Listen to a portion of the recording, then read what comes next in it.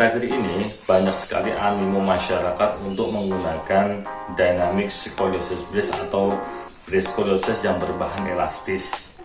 Tapi kita harus mereview apakah penggunaan dynamic scoliosis brace ini baik untuk mengkoreksi dan memperbaiki kelainan tulang belakang, dan akan kita tinjau sejauh mana efektivitas daripada dynamic scoliosis brace apabila dibandingkan dengan rigid scoliosis brace.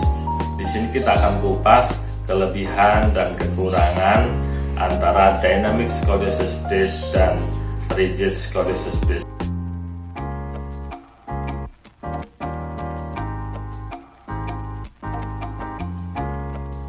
Yang pertama kita akan tinjau dari segi aspek kenyamanan. Untuk kenyamanan memang dynamic scoliosis brace lebih nyaman karena mereka menggunakan bahan-bahan yang elastis. Jadi dari bahan itu dia akan mengikuti bentuk daripada tubuh pasien. Jadi yang pakai otomatis lebih nyaman. Sedangkan yang rigid scoliosis brace yang bahannya kaku atau dari bahan plastik itu cenderung kurang nyaman karena bahannya itu keras. Jadi di sini untuk kenyamanan kita pegang dynamic scoliosis brace. Yang kedua adalah dari segi aspek durasi pembuatan. Aspek durasi pembuatan untuk dynamic scoliosis brace ini dia lebih cepat karena diproduksi secara general atau secara pabrikan. Jadi begitu pasien memutuskan untuk memakai dynamic scoliosis brace, saat itu juga bisa digunakan. Beda halnya dengan rigid scoliosis brace atau yang kaku, biasanya dia lebih lama karena si pasien akan di casting dulu, dicetak dulu dengan GIF atau boleh dengan 3D printing. Setelah itu baru proses lainnya panjang, itu bisa memakan waktu kurang lebih sekitar 1-2 minggu pembuatan untuk rigid scoliosis brace. Jadi untuk segi aspek durasi waktu dynamic brace memang lebih cepat. Yang ketiga adalah untuk aspek harga. Untuk dynamic scoliosis brace sejauh ini yang saya tahu adalah dibanderol di harga di atas 30 juta rupiah. Untuk sekali kontrolnya itu kurang lebih sekitar 2 juta rupiah. Sedangkan untuk rigid scoliosis brace atau yang berbahan plastik itu memang sangat jauh lebih murah. Itu kisaran antara 4 jutaan sampai 8 juta lah. Jadi untuk aspek harga itu rigid scoliosis brace itu jauh lebih murah. Yang keempat adalah untuk aspek jangka waktu pemakaian.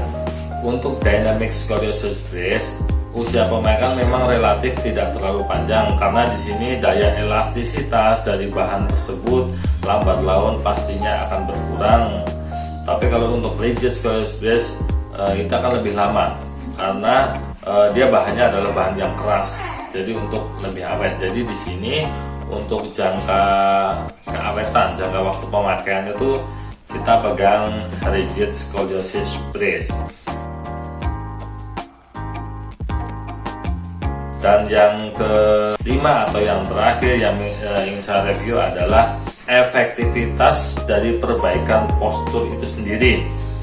Untuk dynamic scoliosis brace karena memang bahannya itu yang elastis, jadi untuk koreksi dia lebih lambat daripada yang rigid karena bahannya itu mengikuti kontur daripada pasien. Nah, kalau misalnya pasien-pasien yang memang dia usianya masih jauh dari 18 tahun, pengen nyaman tapi nggak buru-buru untuk nggak pengen cepat untuk koreksi, bisa menggunakan ini. Tapi kalau untuk yang rigid scoliosis brace, karena ini bahannya adalah sifatnya itu bahannya kaku, otomatis dia itu lebih menekan daripada scoliosis si pasien itu. Jadi untuk efektivitas koreksinya itu rigid scoliosis brace saya bilang dia lebih cepat dan lebih efektif.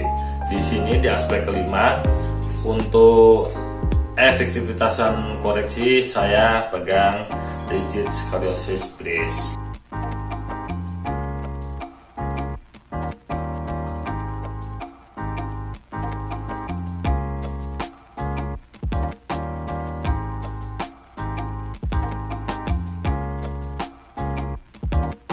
mungkin sedikit review gambaran umum ini bisa berguna buat Bapak Ibu semua, saudara-saudara semua. Terima kasih. Wassalamualaikum warahmatullahi wabarakatuh.